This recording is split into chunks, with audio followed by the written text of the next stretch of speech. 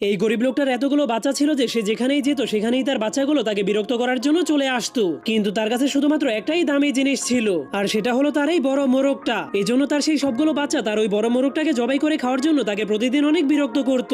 কিন্তু লোকটা তার সেই প্রিয় মোরগটাকে মেরে ফেলার সাহস করতে পারতো না। কিন্তু একদিন তার সেই মোরগটা ভুল করে একজন ধনী মানুষের বাড়িতে চলে যায়। এরপর সেই ধনী লোকের মুরগিগুলোর সাথে নাচতে শুরু করে দেয়, যা দেখার পর সেই কিপটা লোকটা সেই মোরগের উপর অনেক রেগে যায়। এরপর সেই গরিব লোকটার কাছে গিয়ে বলে, যদি তোর মুরগি আবার আমার বাড়িতে আসে তাহলে আমি তোর মুরগিকে মেরে খেয়ে ফেলবো। যা শোনার পর সেই গরিব লোকটা অনেক চিন্তায় পড়ে যায়, কারণ যদি সেই ধনী লোকটা তার মোরগটাকে জবাই করে খেয়ে ফেলে তাহলে তার বাচ্চারা একটুও মাংস খেতে পারবে না। আর যদি একবার তার বাচ্চাগুলো মোরগের মাংস খেয়ে মজা পেয়ে যায় তাহলে তারা কখনোই শুধু ডাল ভাত খেতে চাইবে না। এজন্য সে অনেক চিন্তা ভাবনা করার পর সে সিদ্ধান্ত নেয় সে তার মোরগটাকে তার ধনী চাচাকে উপহার দিয়ে দিবে। তখন সে আশা করছিল এর পরিবর্তে তার চাচাও তাকে অনেক কিছু উপহার দিবে, কিন্তু যখন তার চাচা এই কথাটা জানতে পারে তখন সে অনেক অবাক হয়ে যায়। এজন্য সে তাকে বলে, যদি তুমি তোমার বাচ্চাদেরকে এই মোরগটা খাইয়ে